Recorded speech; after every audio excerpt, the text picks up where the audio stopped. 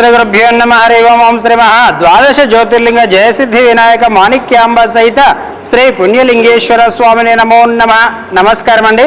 యాదాద్రిలోని చౌటుపల్ మండలంలో ఉన్నటువంటి అమ్మా నాన్ననాథుల పుణ్యక్షేత్రం నందు మతిస్థిమితం లేని 500 మంది అనాథుల మధ్యన ఈ రోజునగా స్వస్తిశ్రీ పరాభావనామ సంవత్సరము ఆషాఢ మాసము బహుళపక్షము శుభతిథి శుభ నక్షత్రము 8/8/2026 సంవత్సరమున నల్గొండ వాస్తవ్యులు ప్రవృక్ష ఋషి గోత్రోభవస్యులు నిశాంత్ మహితా గారి పుట్టినరోజు సందర్భంగా, అదేవిధంగా అమర ఋషి గోత్రోభవస్యులు గుర్ర మనోజ్ఞ గారి పుట్టినరోజు సందర్భంగా వారికి పుట్టినరోజు శుభాకాంక్షలు తెలియజేస్తూ, మీ యొక్క పుట్టినరోజు సందర్భంగా అనాథులకు అభాగ్యులకు అన్నదానం అందించుచున్నవారు కుర్రే మురళి గారు, సంధ్యారాణి గారు, హరీష్ గారు, అదేవిధంగా భర్త గుర్ర ప్రదీప్ గారు, ఆరాధ్య, వీరందరూ కూడా ఈ యొక్క అనాథులకు అభాగ్యులకు అన్నదానం అందించారు. కాబట్టి వారికి వారి కుటుంబ సభ్యులందరికీ కూడా పేరు పేరున ప్రత్యేక ధన్యవాదాలు తెలియజేస్తూ, మరొకసారి నిశాంత్ గారికి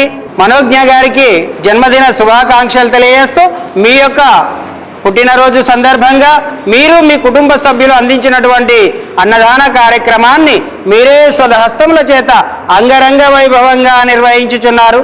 అన్నదాత సుఖీభవ, అన్నదాత సుఖీభవ, అన్నదాత సుఖీభవ. అన్నదాన కార్యక్రమాన్ని ప్రారంభించారు.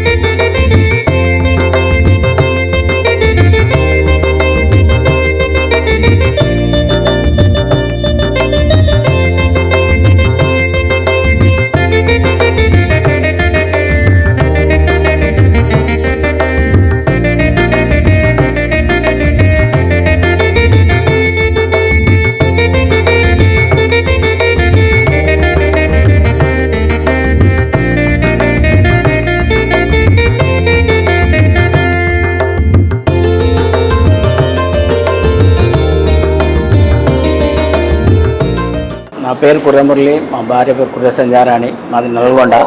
యాక్చువల్గా నల్గొండలో ఉంటున్నాము.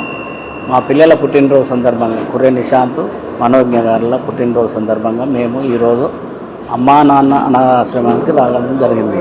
ఇక్కడ అన్నదానం చేయడం జరుగుతుంది.